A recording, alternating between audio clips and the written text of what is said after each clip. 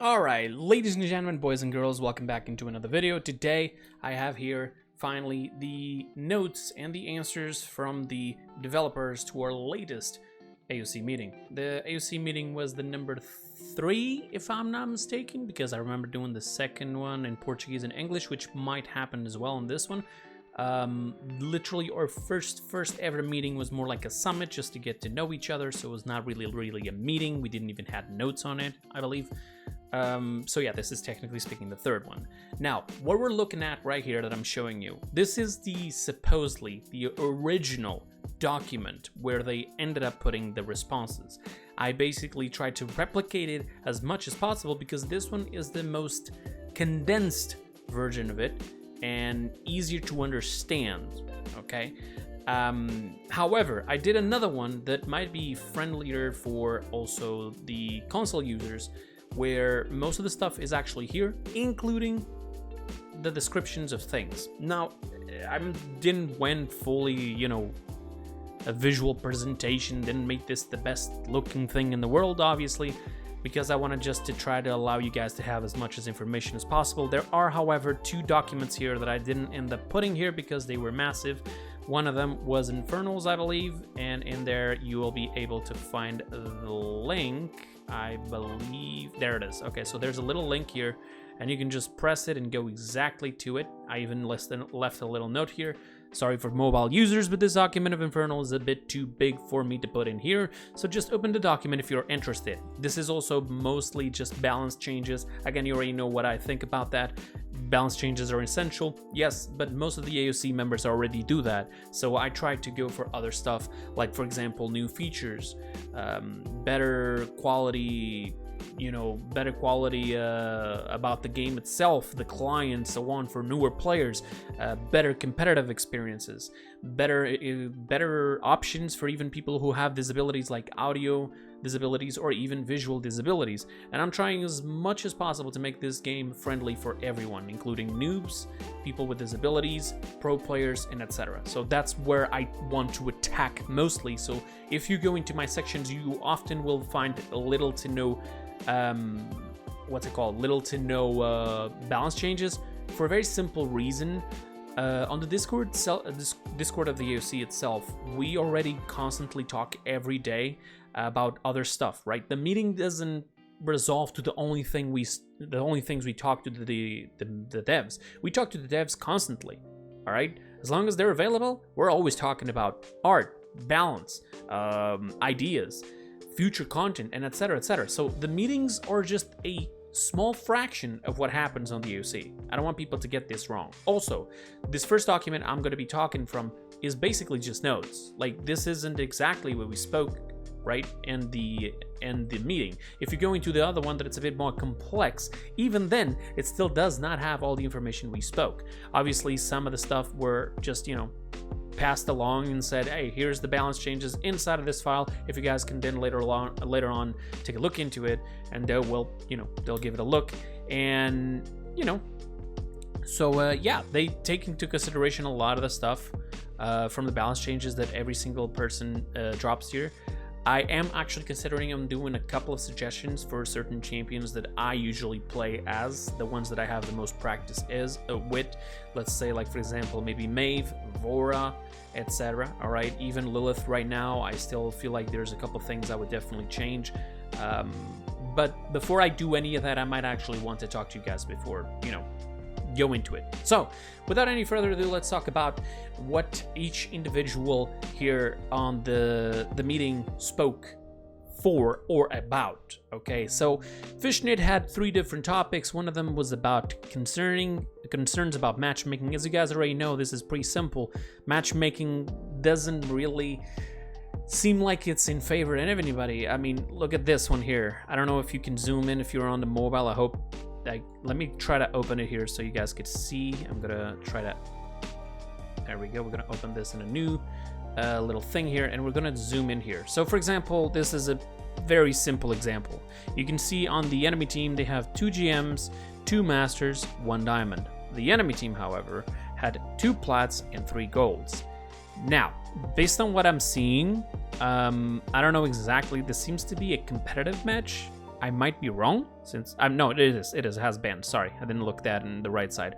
I'm guessing that the entire enemy team was playing on computer with a controller. This is also another thing that some of the AOC members actually spoke of, and some people were even talking about how PC apparently has better aim assist, and based on some information we got, it's not exactly like that. It's just, I think it's based on how the game itself works on PC, like the entire refresh rate, etc. But we'll go into that, you know, further down the line. But basically, yeah, Fishnit was talking about matchmaking issues, why the hell types of matches like this are happening. They did mention one thing, that parties end up screwing a little bit the matchmaking, and that is another detail you can take a look into this print. Party 1, 1, 1, 1, 1, and these are the only people in party on the enemy team. Now, you were probably gonna say, independently of that, that makes no sense. Those people might be in a 5-stack, that is true, but that still doesn't, you know, justify why the hell this just happened. Well, I agree with you, but at the same time, we don't know the situation where this has happened. As some of you know, matchmaking, after a while, actually ignores certain stats in order to be able to find you a match. We don't know for how long these people were waiting for this match. They might have been waiting for 20 to 30 minutes as far as we're concerned, right? So yeah, there's a lot to consider. Also server, what time they were queuing, what type of decisions they made after they got in, like picks in, etc., bans, and so on. They might be actually smurfs, who knows? Maybe they are just level like, they're low, like for example, that level 39 is a plat. Usually you don't see level 39s at plat 1 already. So there's a lot to consider here, right? There's a lot of things that don't add up. So a lot of those things were also mentioned by the by the devs, that party amplify the skill discrepancy in matchmaking. And it's true, it makes sense. I mean, if those people are together in a party, you assume these people are playing together and they have a better team effort than just going solo with randoms. And as such, you know, matchmaking ends up shifting. However, this does not need to be looked at. I'm not saying this as if like I were justifying it. No, this did happen. This is wrong, and this needs to be looked at, okay? So, yeah, let's go into the other part. Item store balance. Basically, Fishnit gave a couple of suggestions. Some of them actually made it into the patch, because this meeting was back in May 10th. So it was a bit, yeah, it took a little for us to get the responses, but yeah, some of those things were considered. The devs do listen, as you can see, and some of those things went straight into this patch of Ruby. You can actually go and check out some of the stuff that they said. For example, here he was talking about how provision, it's literally worthless, and they ended up changing it, which is fantastic. He was also talking about how Guardian was bad. So making it, you know, a bit better would definitely be worthy. And here there is a bit of thing, like he was talking about Haven and Veteran. A lot of people have been complaining about this, and I'm still not entirely sure how they decided what they decided to make it more expensive, but at the same time stronger. I still think that the way that they made it stronger was very little, so it actually might be still a nerf, because if we go by the how much it now costs compared to how much now it is strong, I feel like people have been penalized by the price. So it's a nerf, which is good. So yeah, it doesn't mean that they are, however, looking into it. So item store balance, they even mentioned here, items were combined for better clarity and understanding of the effects. That would be Haven and Blast Shields, if you guys remember. The old items didn't do what they said, and every new champion made them less consistent. So for this part here, I want to explain it real quick. They actually gave us examples. As you know, some champions actually have AoE and direct damage at the same time, and some of the abilities actually have that at the same time. There's just one ability alone. So perfect example, Abyssal Spike from Dredge. You have a talent that transforms the hook, the harpoon, into an explosive harpoon, and this after it's been lodged into a wall, a floor, or a ceiling, doesn't really matter. But once it hits a person, it's direct damage. The problem is it pierces through the person, so it's not just direct damage, it's direct damage and AoE. So a lot of these things have to be considered, because then when it explodes, it's AoE. but you know, like for example, you have certain other abilities who are very, very, very similar who stop at a contact. So there's a lot of different scenarios where sometimes it would be considered direct damage when it was even not that, and sometimes it would be considered AoE when it was both at the same time. So there was a lot of problems, and the idea for them to join the Haven and the Blast Shields was actually pretty good. In fact, I love the idea and feel like it's way better for newer players, because there's been a lot of people, like when they get to the game back in the day with Haven and Blast Shields, they were like, what is this? They don't know, like which one is best for what. They look into the enemy team, what should I pick? Sometimes they would even pick the best thing, and somehow the abilities were not doing exactly what they were saying, so you would be picking the wrong thing. So now you need to know about bugs or wrong descriptions in order to actually pick the wrong item, but as the right item. So as you see, that was good, and it was intentional, so hooray for that, I guess. Then they also said, we do take the meta into consideration when balancing changes, since they are a broader impact than the specific champions changes. So what they're mentioning here, he was talking also about other balance changes, etc. One of the things they were trying to explain is that sometimes they cannot just look into the champion itself as a solo. Sometimes they need to look into the champion as how it fits in the meta, right? So you might grab a very, very weak champion, but together with other combos, with other champions doing this weird combo, it might actually make it entirely broken, right? You might be considering, oh, Maeve's ultimate is garbage, but maybe considering joining that with, for example, Cassie's ult at the exact same time on the same team, it might be broken. You see what I'm saying? This is just a simple little explanation. Obviously, it doesn't mean that it's exactly like that. But the thing is, they take into consideration the balance changes from the AOC. Not everything. Obviously, they're not just going to grab everything, copy-paste it into the game. But they also need to look into multiple different factors and not just the champion itself. So that would be for Fishnit. Let's now go into InfernalDrogoz. InfernalDrogoz basically spoke about more ways to use gold, because obviously a lot of people are just, you know, stacking gold more and more and more, obviously, and it makes sense. A lot of people have been mentioning this over the time, and one of the answers they gave us was that it's here in yellow because there's more information, obviously, that I cannot share, but they said that they might be considering right now or in the future some options for that. So for now, we just need to wait. As for console and console quality of life changes to help improve their experience. Again, most of the stuff that she said is all inside of the document, but there is a brief little mention here on this document here on the second document, the more expanded document that I did, that if you guys want to look into. For example, I believe that she spoke about the old VGS, that like when we got it back on PC, they didn't got it back on console, so a lot of lines are missing, like quiet and so on, and yeah, you know. Also, she mentioned something that it is indeed true. Some console players can actually have their names separated by a space, and if you try to send a message or invite or actually send a friend request or even a gift in the PC version, obviously, when you try to type their name, as soon as you put a space bar, it automatically cuts the rest, like it doesn't consider the rest. So you're never going to be able to find that person because that person has a space on their name. You can only type the first part of the name, which is behind the space, and therefore it is a bad thing. So they need to fix that. As she also mentioned, a form of the tutorial for the Switch, because as you know, Switch doesn't have any tutorial. That would be because of the hardware itself didn't actually ended up working together well with what there were existing in the Paladins client, so the tutorial wasn't working. They actually had to rip it out, and she mentioned that, you know, at least something needs to be there, right? And actually, in the end, towards the end of the meeting, which is my part, I actually ended up giving a way to solve this problem. Sorry, the solution. So yeah. She also mentioned about aim assist issues and etc. And they said understandable concerns about controller aim assist versus leading and versus deployables.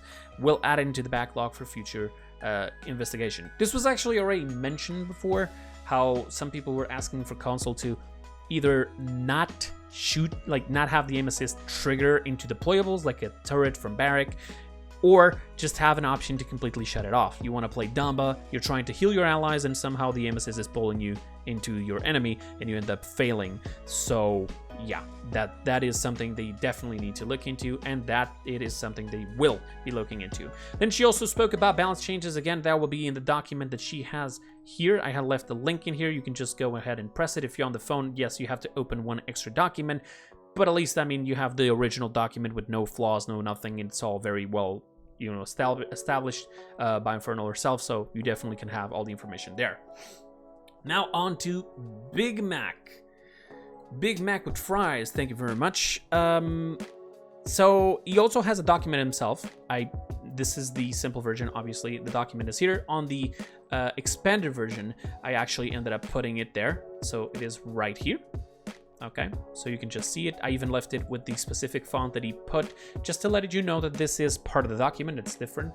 So first of all, you spoke about controller versus PC gamepad quality of life changes, so aim assist and whatnot, like how some people actually believe there's more aim assist on PC than on controller.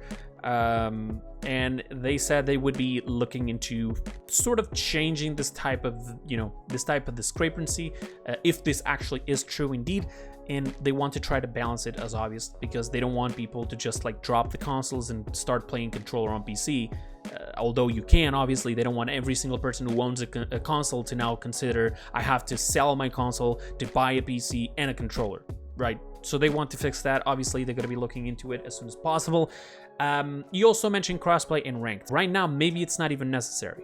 He was talking about it more into the, have you ever considered it? Are you planning on doing it? Maybe, you know, maybe we should start preparing for it. If the numbers go down into a point where it's going to be impossible to find competitive, they might actually have to consider it. They said it themselves. We don't have any idea for that right now, but in the future, if it's necessary, maybe we will do it. Okay, so this is just things being considered. This is not something we want as of right now. This is not something we are demanding. We know what the community thinks about this, so calm down, okay? Don't start grabbing your pitchforks at BigMac or just talking about stuff, okay? Calm down. Okay, as commendations, this is actually not the first time that people have mentioned this, but some people like BigMac and so on have requested if it is possible in the future to be able to commend the enemies. I don't know if you've ever seen this, but on Overwatch, for example, you can commend both your allies and your enemies. So it wouldn't be the worst thing in the world. If this works in other games, why wouldn't it work in Valorant? All right, commending the enemies might be considered to be looked into the future, so it might happen. Mitch, our latest AOC member, by the way. For those who don't know, zlKingNxckk actually ended up leaving. This wasn't being discussed because, you know, we didn't know until what point we could already talk about it, obviously. And it's unfortunate that Sterile had to leave, although he has his own life and problems. It's up to him, obviously, and maybe in the future we'll see him again. Who knows? It's completely up to him. Hope everything is good with him. But Mitch, it is our latest AOC member, and I believe that he's here for the Xbox, if I am not mistaken. Yes, should be. Okay. So, Mitch has spoken about 3 different subjects. One of them was incentivizing people to play other modes, like some sort of a little event. For example, imagine you get twice as the gold if you play this new mode here, the new limited time mode, or maybe you get some crystals, or like it's completely irrelevant what exactly it is. It's just an idea to try to convince people to play these other modes. Sorry. You also mentioned about the in-game chat, especially on console, obviously. I don't know if you guys are aware, but for example, on console, if you're in the middle of the game and you're using controller, you cannot open the chat again. So maybe a possibility for that. I would actually suggest, if that's even possible, to open the scoreboard, press a button, and have the chat open. Although the scoreboard will then be in the way, or just have a key being able to open the chat. All right, like the up arrow, whatever they want to consider, just something. He also talked about quality of life changes, suggestions for Ray to increase the easiness for her enveloped. But those will also be in the more extended document here, explaining exactly every single thing that he was suggesting with it. Okay, right here. So take a look into it. so we don't take here for a long time about it. Excuse me. Generally appreciate suggestions of new ways to excite players. More fun tends to be better than more rewards, though. So, what they mean about this is that, yes, we understand there's a large part of the community who doesn't want to spend any money in the game, and anything who is free is fantastic. So the more rewards who are there, it's better. But that also means a ton of extra work, when the best way possible would be, okay, let's make this game mode fun. And this is way better than just say, hey, here, have crystals and go play the mode. The mode might be crap and you're forced to play it just because you're gonna get crystals. Not just that, people will end up throwing because all they need to do is maybe like play the game mode and so on. So they want to make the game mode actually fun. Actually convince somebody to, hey, come and play this. This is fun. Instead of the, hey, come and play this mode you might not like. Here's 10 crystals, you know? So yeah, makes sense. Can look into further into consolidating on console in-game chat. Okay. This also, I believe that he also mentioned, it was either him or another AOC member who mentioned about having a global chat to be able to talk to the enemy as well. But I don't think that it's being considered for right now because of how people might, you know, end up trading wins and so on. King Nick talked about ranked map rotation. Ranked map should have a different map pool from casuals and remove maps from ranked the community dislikes. Now, this has already been mentioned here before in previous meetings, but the subject still remains, obviously, because this is a big thing for the community. Like, some people don't like timber mill, ice mines, and so on, and they're sick and tired of going into competitive and have to deal with this crap, right? Some people will actually dodge, some people will AFK, some people were just like, oh, there's no way we can win ice mines, they already capped a point, and so on, and so it ends up creating a lot of issues. He also mentioned crossplay in ranked play, just like BigMac. Again, please don't bring out your pitchforks. And he also brought the subject of bringing back old talents that were actually fun, right? And he actually gave a couple of suggestions here. For example, Reign of Terror for Drogoz, Retaliation for Zen. These are just examples. This doesn't mean that it has to be this specific subject, these specific talents. Okay, so again, calm down. Okay, like these are just different suggestions of what some of the people on the community might like.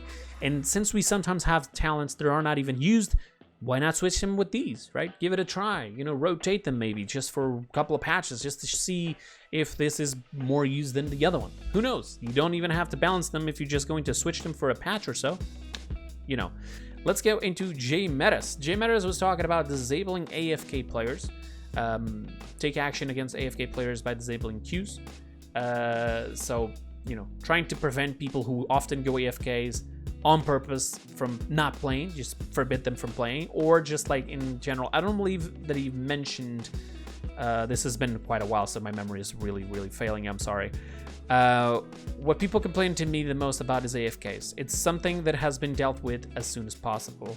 It needs to be dealt with as soon as possible, since people leave Paladins because they can't play a single game because of these type of players who stay AFK just to lose a point. The idea that I have is when a player is reported by AFK more than 10-20 times in less than a day, the casual ranked queues will be disabled for him, so he cannot bother anymore until a worker of Evil Mojo reviews the case and decides whether or not to ban. Now, I'm not entirely sure how this actually works. This might actually be the way that it works already right now. Constantly reevaluating how best to encourage positive play and discourage AFK toxicity. So they might find a way soon enough to fix this, and they're always constantly working on trying to, you know, reduce that type of behavior.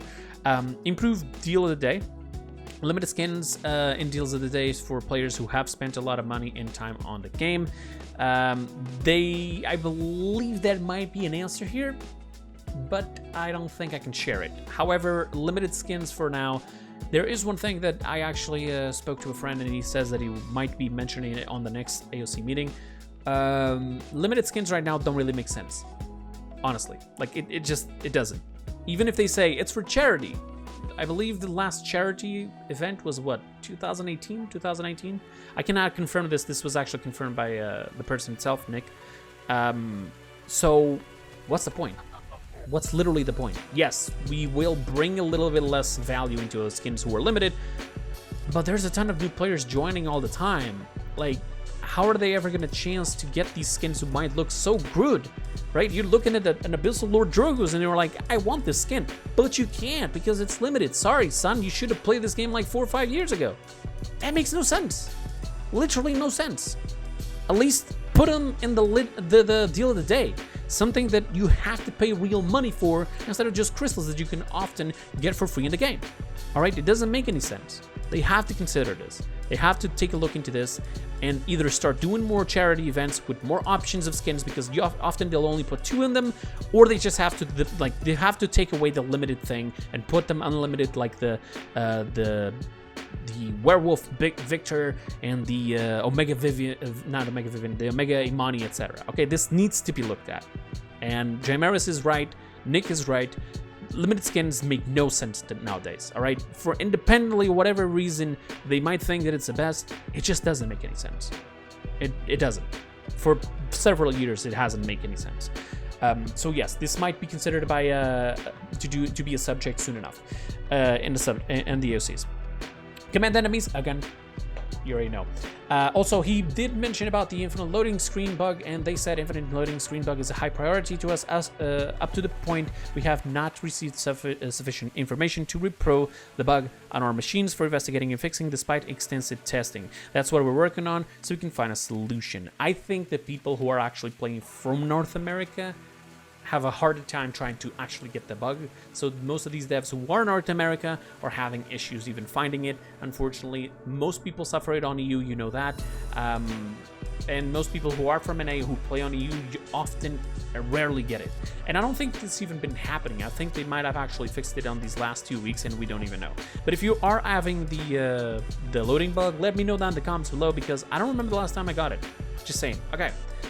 Up to my part, finally. The video was already long enough. Sorry about that. I'm gonna try to divide it, although I usually say that and I end up failing because I forget. Sorry.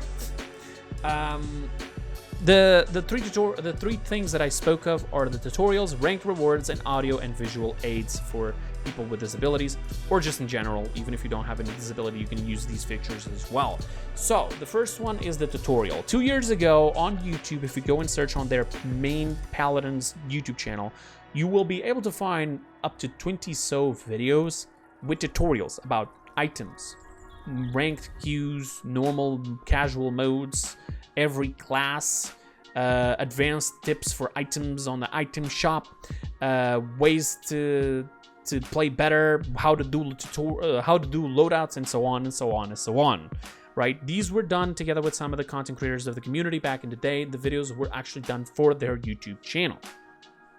Okay, and my idea was, why not grab that, put them inside of the game in certain sections. Like, for example, you have the Onslaught, and then you'll have a little button of like how to play Onslaught, like or tutorial info or whatever, and you press it and a video pops up similar to the rewards for ads video, and that video that they created, that is there and it's updated, shows that information. And this could happen in multiple different places. In the competitive queue, and go into the would have like a new section like tutorial or information or glossary or whatever, and inside of it you'll have the rest of information that wouldn't fit specifically in certain places, right? You're not gonna be in the game, open the item store, and have a button to see a video on how to use the items. Obviously that doesn't make any sense. So there would be a specific section, and Smite has this. For example, you go into Smite, there's a little icon on the bottom right side that allows you to search for specific stuff, how to use VGS,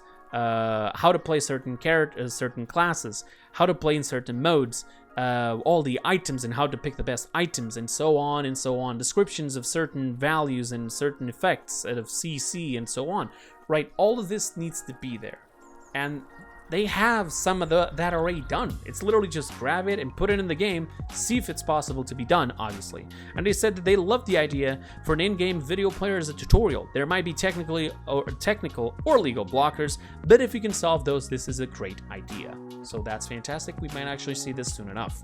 All right.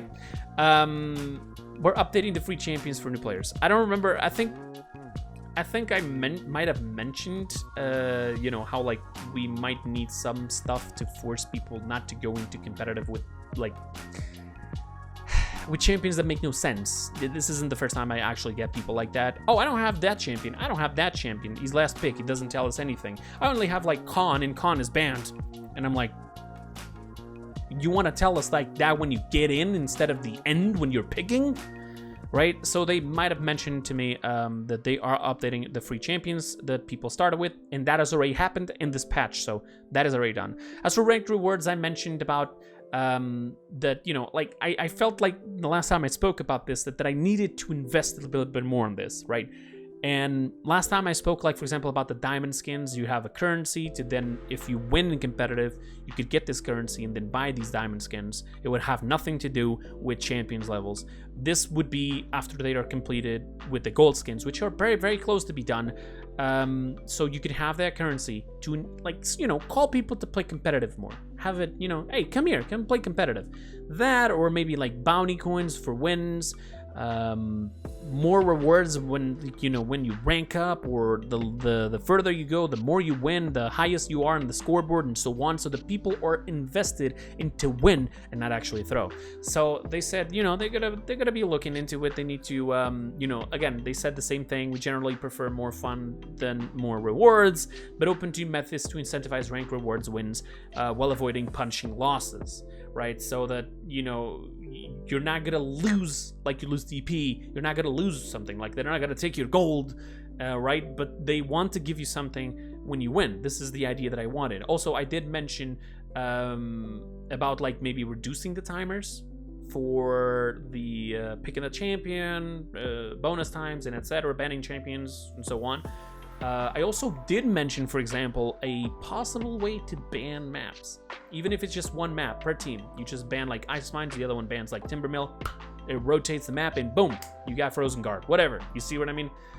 They said that they might need to look a bit further into this. This doesn't seem like an easy thing to pull off, and even if it is, they might just prefer to do it manually, and maybe, who knows, even maybe like a community vote? I don't know. We'll see. So yeah, they spoke about that. They want to see more ways to convince people to play competitive, obviously. Who knows, maybe the crossplay ranked may be an idea, you know, have more people playing it. All right, then finally I spoke about the audio and visual aids. Now this, if you go into, for example, I believe that it's Infernal's document, this isn't there. This is because at that day I actually sent my document at the last hour possible for the meeting, and unfortunately the person in charge of it actually forgot to add it, and so we had to add it mid reunion, mid meeting. And yeah, I believe that the last part was actually not added into it by accident or something. But what I did spoke were, for example, a subtitle system. First of all, that would tell you, for example, in red, Tyra, as in this is the enemy Tyra, is saying give them hell, like this is the ultimate voice line, so you know. It says in parentheses ultimate, and it's red in like Tyra in red, so you know, and this person's doing the ultimate, right? So subtitles, somebody's saying a joke, you can see the entire thing, the entire line. Some games actually have this, like Minecraft has this, for example. Obviously this wouldn't go to that extent, but for example, steps, raindrops, pig doing noises, you know, stuff like this, you know, like that. It gives you a lot more information now, instead of the simple VGS that says capture the point, and then the guy is saying a complete different line and you're like, what did he say? I don't know, you know. So there's a lot of information that is missing out. Also, I did mention about, on the top right side on the UI, you don't see the ultimate charges of your enemies, right? Which makes sense, because then that would make it too much information, in my opinion.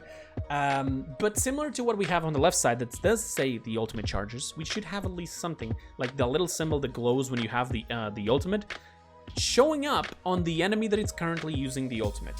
So imagine a Willow just ult, and you need to know when the ultimate is over, or maybe a Victor, right? You need to know when can I go in. So that little symbol will show up, and it will stay there for the duration of the ultimate, so you know, okay, maybe I cannot peek yet, right? People with audio problems will now be able to identify this. Currently, we have an audio issues right now going on, which is just the perfect, because it's like I was guessing this shit, right? So that would actually help us knowing, oh, the Tiberius, the enemy Tiberius is using an ultimate, because the symbol would show up right underneath his avatar. So there you go. But yeah, after that, I also mentioned a couple other stuff that would basically help people with both hearing problems and also maybe visual problems, you know, like what's the one that you don't see the colors right? I guess you guys are going to tell me down below.